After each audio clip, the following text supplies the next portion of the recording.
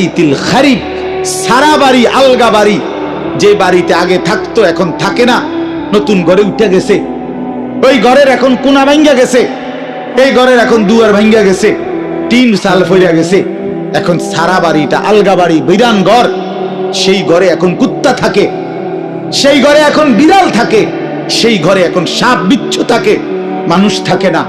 খোদার কসম, নবীজি বলছে যে কলিজার ভিতরে আল্লাহর কোরআন নাই, ওই কলিজার ভিতরে মানুষ থাকে না, কুত্তা থাকে, কুত্তা। ওই কুত্তা থাকে, কুত্তা, কুত্তা থাকে ওই কলিজার ভিতরে, সাপ থাকে, বিচ্ছু থাকে, ওটাতে বিড়াল থাকে, ইন্দুর থাকে, কেচ্ছা থাকে, মানুষ থাকে না। ওই কলিজার ভিতরে মানুষ থাকে না, বুঝছো ভাইয়া?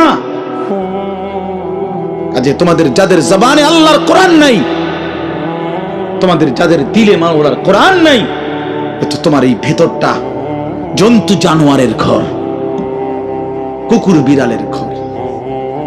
আচ্ছা আরো শোনো মিয়া, কোরআন শরীফে সূরা আরাফের মধ্যে আছে কোরআনের আয়াত, ওয়াত্তাবা হাওয়াহু ফামাসালুহু কামাসালিল কালব। সরাসরি কোরআনের আয়াত, সরাসরি কোরআন শরীফের আয়াত। আল্লাহ তাআলা বলছেন যে মনের ইচ্ছা মতো চলে, মনের চাহিদার অনুসরণ করে, আমার মনে যা চায়। কেন নামাজ পড়ো না? তোমার মন চাইছে দেখে। আর কি কারণ? তোমার মন চাইছে, তুমি পড়ো না কেন? সারাদিন নারী দেখো, ছবি দেখো, তোমার মন চাইছে, এই তো না, আর কি তো কিছু না। কেন পেশাব করে পায়খানা পরে ঢিলা কুলুক টয়লেট পেপার পাক নাফাকের কোনো পার্থক্য বুঝো না কেন?